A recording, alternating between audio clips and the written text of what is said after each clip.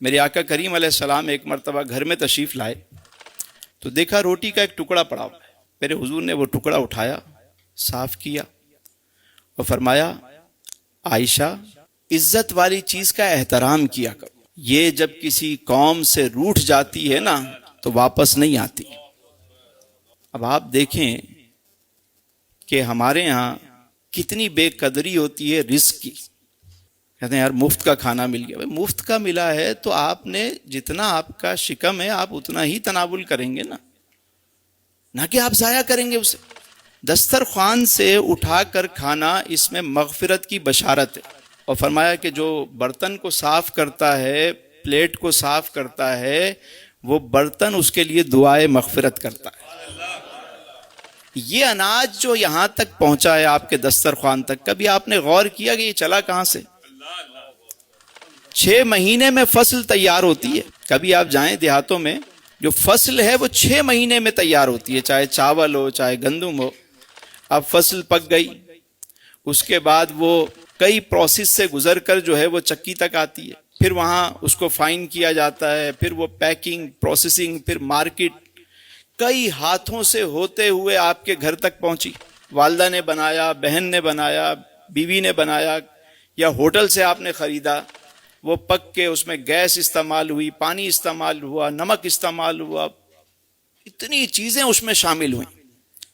اور پھر وہ جب آپ کے سامنے کھانا آتا ہے تو آپ اسے اگر ضائع کر دیں گے.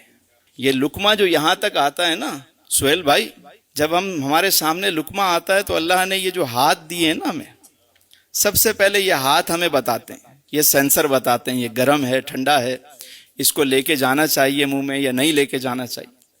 پتہ چلا بھائی نارمل ہے, آپ نے اٹھایا یہاں پہ لے کر آئے. اب یہاں اللہ نے یہ دوسرا سینسر لگایا ہوا ہے, آپ کو فوراً خوشبو آ جائے گی کہ یہ باسی ہے یا تازہ ہے, یہ اندر جانا چاہیے یا نہیں. اب دوسری ناک نے بتایا کہ بھائی ہاں صحیح ہے, اس کو منہ میں رکھا تو اب تیسرا جو سینسر ہے وہ کام کر رہا ہے, دانت ہیں وہ بتاتے ہیں اس میں کوئی کنکر تو نہیں, پتھر تو نہیں, لوہا تو نہیں. اب وہ بتا رہے ہیں.